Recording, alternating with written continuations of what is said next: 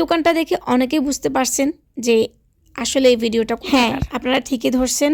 যারা আমার video regularly দেখেন, এটা হচ্ছে গুণবতী বাজারের একটা বড় দোকান, যেটা কম বেশি গুণবতীর মানুষ সবাই চেনে। আসসালামু আলাইকুম, সবাই কেমন আছেন? আশা করছি সবাই অনেক বেশি ভালো আছেন। গুণবতীর কয়েকটা ভিডিও মানুষ গুণবতীর আপু ভাইয়েরা এত বেশি পছন্দ করছে যে আমাকে ইনবক্সে প্রতিনিয়ত শুধু মেসেজ করতেছে যে আপু আপনার বাড়ি কি গুণবতী, আপনার বাড়ি কি গুণবতী, আপনি গুণবতী আপনার বাড়ি গুণবতী কোথায়? তো ভাইয়ারা আপুরা আসলে আমার পেজটা একটু দেখলে বুঝতে পারবেন যে আমি ফেনীর মানুষ। হ্যাঁ, আমার পেজের নামই হচ্ছে ফারহাস লাইফস্টাইল ফেনী। আমি আসলে গুণবতী কয়েকটা দিন বেড়াতে আসছিলাম, তো সেখান থেকে আমি আমার বোনের সাথে মনিদের সাথে, যেহেতু ওনাদের বাজার গুণবতী, সেই জন্যই আমি গুণবতী রেল স্টেশনে যেখানে যে জায়গাগুলো আছে আর কি, সেই জায়গাগুলোতে আমার মনিদেরকে নিয়ে আসা আর কি। গুণবতীর মানুষ, গুণবতী জায়গাটাই আমার কাছে ভীষণ প্রিয়।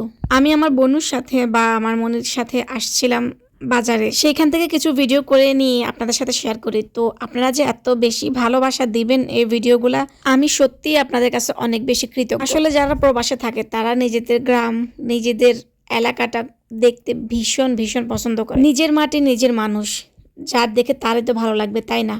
আমার এই ফোনে আপনাদের পরিচিত গুণবতীর আরও কয়েকটা ভিডিও আছে, আমি অবশ্যই সেইগুলোও আপলোড করব। আশা করছি সবাই আগের মতোই ভালোবাসা দেবে। আর একটা কথা হচ্ছে, আমি গুণবতী থেকে পদুয়া রাস্তা পর্যন্ত একটা ভিডিও দিয়েছিলাম এই রাস্তাটা নিয়ে। এই রাস্তাটার প্রচুর সমস্যা, এত পরিমাণে ভাঙা। আমি চেষ্টা করছি যে একদম পুরো রাস্তাটা একদম সুন্দরভাবে দেখানোর, যতটুকু পারছি আর কি। অনেকেই অনেক ভালো কমেন্টস করছে, ভালো কমেন্টটাই বেশি আর কি। দু একজনে শুধু একদম বাজে কমেন্ট করছে।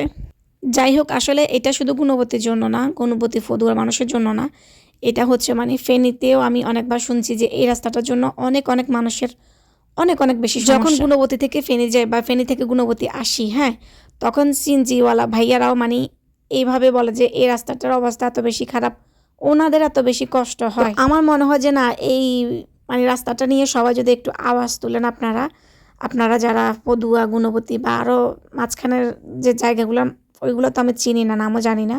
সো সবাই মিলে যদি একত্রিত হন, অবশ্য রাস্তাটা ঠিক হবে। ওই যে একটা কথা আছে না, সবাই মিলে করি কাজ, হারে জিতে নাহিলা। সবাই একটু, আমি আগেও বলছি এখনো বলতেছি, কারণ এই রাস্তাটা নিয়ে প্রচুর সমস্যা। সবারই মনে অনেক বড় কষ্ট, কেন এই রাস্তাটা ঠিক হচ্ছে না, বা এই রাস্তাটা যাতায়াতে অনেকের অনেক সমস্যা বেশি হচ্ছে। গুণবতী নিয়ে বা কোনো কিছু নিয়ে যদি আমার কথা আপনাদের যদি খারাপ লাগে, যেহেতু আমি গুণবতীর মানুষ না, সবাই অবশ্য ক্ষমা দৃষ্টিতে দেখবেন।